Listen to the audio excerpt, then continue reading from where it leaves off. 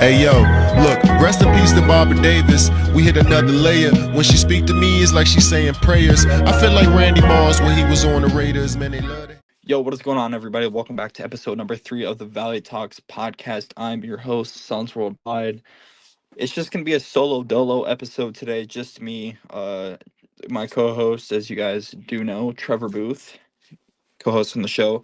He's gonna be taking a little break from the podcast, just kind of figure out some stuff. So go show some love to Trevor in the comments here. Show some positivity. Go check out his socials. He's still gonna be covering the Suns and stuff. So let's get into it, man. A lot has happened since the last episode. I believe last week Thursday was the last time episode. I think it was episode number 2 was out. So we've got a lot to cover here, a lot of news. The Phoenix Suns signed Isaiah Thomas, former Phoenix Sun, to a 10-day contract. I'm excited for this move. I don't expect Isaiah Thomas to get a lot of minutes or even play at all. But it's cool. It's cool to get Isaiah Thomas back. It's cool to see him back in the league. I know he was doing his thing there, scoring like 30 points a game there in the G League. So it's cool to get a guy like Isaiah Thomas, high IQ veteran, back in the league. A little information: a team can sign a player to 2 10-day contracts before having to sign it to a standard deal if the team wants to keep the player on the team. And also, because I've got this DM like multiple times from people, yes, if the Phoenix Suns do sign Isaiah Thomas to a standard deal, he is playoff eligible. Um, I don't know why that is. It's kind of confusing because the buyout market, I think it's because just the buyout and being a free agent. He wasn't on a team. I think that's the difference here. Um, I'm not really sure. NBA works in mysterious ways, but Isaiah Thomas did officially practice today in the facility. He had a little interview, so we're gonna take a look at some quotes here. But before we get into that, Josh Okogie, um, as stated by Frank Vogel, will be available this weekend. We haven't seen Okogie play since March 2nd against Houston. Josh Okogie is a very great player. He's not a guy that's going to score a lot of points or hit a lot of threes, but he's a guy that provides the dirt. He does the dirty work for the Phoenix Suns. And this might sound a little sus, but we don't have a lot of guys that like to get dirty on this team. Um, and mainly that's because we have a lot of older guys out here. We don't have a lot of young bucks out here that you have to worry about health or anything. Guys like Kevin Durant, Bradley Beal, I know has struggled with injuries. He still goes out there and does some of the dirty work, but Josh Okogie does. He's like the Bruce Brown of the Nuggets last year. That's what Okogie brings. He brings the hustle, the putbacks. So it's great to see that Okogie's going to be available. He provides a lot. Another thing to touch on here: Bol was made probable for the game. He's been moved up to available. He had a little ankle sprain there, I think, um, when they played against Milwaukee last. Don't remember how he injured that, but it's cool to see that Bol is active tonight. Now, a couple of quotes by Isaiah Thomas, um, via Gerald Bourget, my go-to guy when it comes to quotes and stuff on Twitter. Um, Gerald Bourget, Gerald asked Isaiah Thomas, what's the difference between age 25 Isaiah Thomas and age 35? He said, "I feel like I'm better than I was at 25." He didn't touch on that subject by saying he's the same player he was 10 years ago, except his mind for the game is sharper, and he's also just a little more sore after after the game than he was at 25. So it's good to see Isaiah Thomas bring in some humor, and just kind of looking at the videos and stuff on Twitter with Isaiah Thomas just kind of roaming around at practice. The vibes are there. And if you know what I mean, like everybody's just, you can just tell the vibes are good. Everybody's just clicking with each other. The chemistry's there. So it's great to see that a veteran like Isaiah Thomas that has so much respect amongst a lot of NBA vets and stuff like that coming to Phoenix and bringing an impact there. Hopefully, he can be a good locker room guy and just provide the great vibes that the Suns are missing. Then they asked Isaiah Thomas about just kind of his journey on staying positive and getting another NBA opportunity with the Suns. He said, "I know what I can bring. I believe in myself more than anybody else does. I remember in June 23rd, 2011, when I got drafted, I said, all I ever wanted was a chance. I'll do the rest." So it's cool to see Isaiah Thomas still betting on himself. And I know you guys have probably seen the famous video of him in the locker room. I don't remember exactly what it said, but um, yeah, man, it's cool to see Isaiah Thomas back in the league. Once again, I doubt he'll get any playing time, but it's cool to see Isaiah Thomas back. I'm probably going to say that a lot throughout this podcast, but it's super special when guys like Isaiah Thomas that just was just kind of counted out of the league. Because there's definitely guys in this league that Isaiah Thomas is way better than and deserves a roster spot over. So shout out to Isaiah Thomas. If he's ever tuning into the podcast, we'd love to have you as a guest. Then they asked Isaiah Thomas about him being traded back in 2015. He said, uh,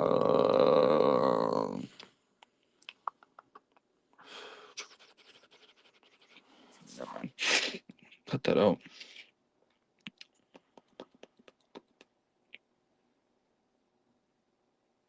All right, now down into some Frank Vogel quotes, some pregame Frankie V quotes. I love Frankie V. He said, "This is about Isaiah Thomas. Frank Vogel said the plan is not for Isaiah Thomas to play. He's here for depth, so as long as the Suns are fully healthy, he likely won't be in the rotation." And this actually got a very bad reaction from everybody on Twitter and social media. I just kind of thought this was assumed when the Phoenix Suns signed. Uh, I mean, Isaiah Thomas to the 10-day contract. I know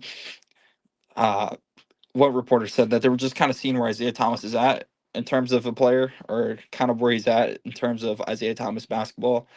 Um, but I bet he gets some run. He'll definitely get a run with Phoenix in the game. Whether if it's against the 76ers tonight, um, or sometime down the line. I'm sure we'll get Isaiah Thomas basketball minutes. Uh, our co-host Trevor Booth asked Frank Vogel about Book's three-point shooting. He said it's very because Book has been shooting very bad since coming back from injury. I don't know exactly what it is. I think it's like 3 of 20 or something like that, 3 of 28. But he said it's very far down his concern list. And honestly, guys, for everybody tuning in here, I'm not tripping about Book shooting from three either. Book can turn it around at any point. He's done. He's been in the league for how many years? He's a superstar. He can do it. I don't like if Devin Booker's in the slump. He's gonna get his way out of it. So shout out to Book and Frankie V. Dwayne Rankin asked Isaiah Thomas about how his play style may fit better than it did at the height of his career. He said, when he shoot 15 threes in a game, that always works in my favor. So that's cool to see that there. And then just couple little fun facts here. D'Anthony Melton, a couple former Phoenix Suns will be returning back to Phoenix squad. D'Anthony Melton, Kelly Oubre Jr., and then Cameron Payne. So it's cool to see that here. Tobias Harris is also out for the game. It looks like Joel Embiid is in that ramp up period for the 76ers. So that doesn't really apply to Phoenix because we won't see the 76ers probably again for the rest of the season unless it would be the finals. And yeah, that kind of looks like everything that's going on here. Just kind of wanted to hop in here, talk about Isaiah Thomas.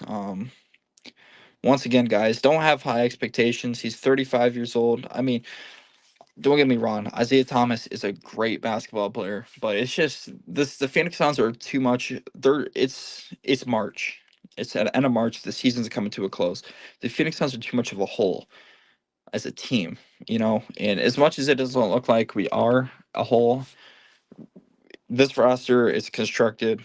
The concrete is starting to it's drying. The foundation's laid. Now if it was like October, maybe December and January, say we're a couple months back, Isaiah Thomas would probably be competing for a rotational spot on this roster. But that's just not the case here. It's just a different time. I mean, not really much else to say in terms of Isaiah Thomas. Besides, I do hope that he gets a run here. When will that be? I'm really not sure. But he's just more of an insurance policy type player, and honestly, you can't be mad at that at all.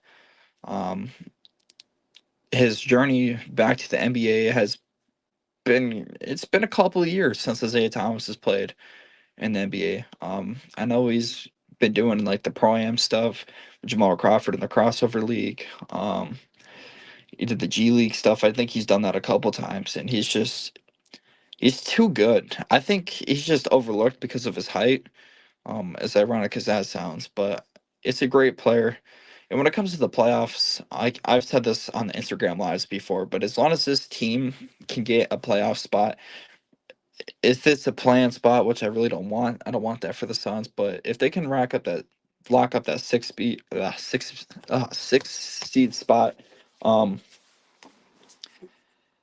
I think the Suns got it, man. I really do. We have a lot of high IQ veterans. We got Eric Gordon, Kevin Durant, Bradley Beal, Devin Booker. You got Nurk. You got Isaiah Thomas now that has a lot of basketball knowledge. He's been in playoff moments with Boston. Uh, we got the vets, man. It's just you got to get there. And this end of the regular season, this little stretch here it's been really rough for Phoenix. Um, in a way, it almost kind of feels like they're going backwards in terms of their play. But I just think a lot of these guys are just trying to make the playoffs healthy. Bradley Beal has been struggling with injuries all year. I've never seen a guy with just such bad luck when it comes to getting injured. Um, Kevin KD hasn't really been injured a lot this year, but Book's battled some ticky tack injuries here and there with ankles and such. So I think a lot of these guys, in terms of aggression, I think they're not being as physical because they're just trying to get to the playoffs. Um, but I think Frank Vogel did say this in a press conference a couple days ago. The Phoenix Suns playoffs, they're basically in the playoffs now. The playoffs are starting early for this team. Um, because I mean the Western Conference is so tight in terms of seeding. It's insane. You can win 2 games, go up to the 6th seed, and you can lose 1 game and fall the way to like 8. You can fall into that playing spot. So it's really hit or miss right now. So if you got that burn, you got that fire, your team's clicking, you got to capitalize on it. And Phoenix needs to win these next 4 games. There's really no excuse, especially tonight. With no Tobias Harris, no Joel Embiid. I know Tyrese Maxey is probably going to torch us. It's going to happen just because that's Phoenix Suns fashion basketball. But yeah, man, I mean, Bradley Beal hasn't played playoff basketball for a while. It seems like it feels like it's been a hot minute. So I'm sure he's really motivated to get back to his playoff roots. Katie didn't really get a fair shake, I think, last year. He only played 8 regular season games with Phoenix, or I think it was like 8 or 9 before the playoffs came around. Devin Booker, I mean, he did his head in the playoffs, but Bill and Katie, I think, are going to turn up.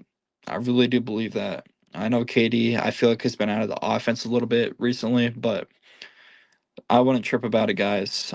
This team, the IQ and the basketball fundamentals it's gonna separate this team come time from a lot of other guys in the Western Conference. Those Minnesota teams, those OKC teams. Not saying they can't get hot and do unspeakable things, but that's what separates us from a lot of teams in the West. So I think that's gonna conclude episode 3 of Valley Talks. I know it's just myself. Hopefully Trevor makes a return here soon. We're gonna say he's questionable for the oncoming podcast. So thank you guys so much for tuning in. Make sure to hit that like button, subscribe, turn on post notifications so you don't miss an episode, and comment down below what you guys would like to see. Tomorrow we're gonna have a special guest. The hint is he wears glasses. He's a cheeky guy, he's a cheeky fellow, and I'll see you guys in the next one. Peace out.